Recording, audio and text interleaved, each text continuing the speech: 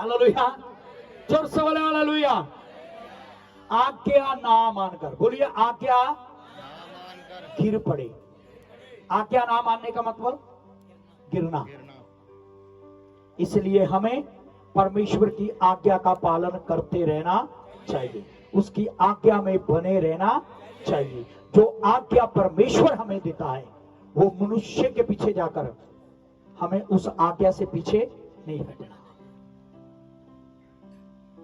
मुझे याद आ रहा है पतरस, वाओ, जब होली स्पिरिट में आया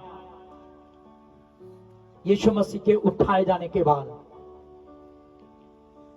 राजा कहता मैं तुम्हें छोड़ रहा हूं पर आज के बाद इस नाम का प्रचार नहीं करूंगा।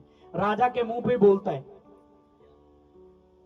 तू ही निर्णय कर दे, तेरी आज्ञा मानना जरूरी है या परमेश्वर की आज्ञा मानना जरूरी है। हालेलुया।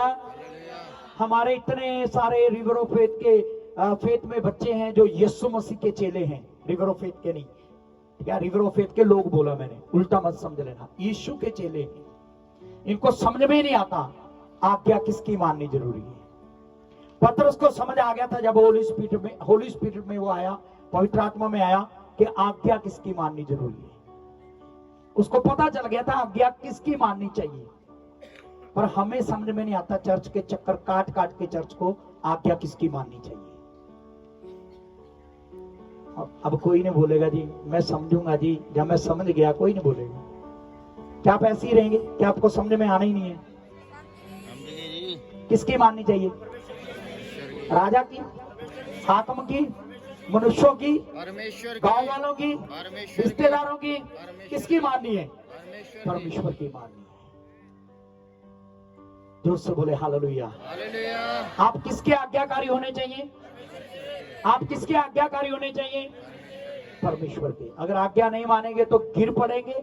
और बाइबल कहती है जितने भी इजरायलियों ने आज्ञा नहीं मानी वो रास्ते में ढेर हो गए, तो कोई भी कनान में नहीं पहुंचा। अगर आप भी अनाज्ञाकारी बनेंगे शायद हम रास्ते में ही समाप्त हो जाएंगे, हम स्वर्ग में नहीं जाएंगे। अगर स्वर्ग में जाना है तो आज्ञाकारी बने रहें। God bless you.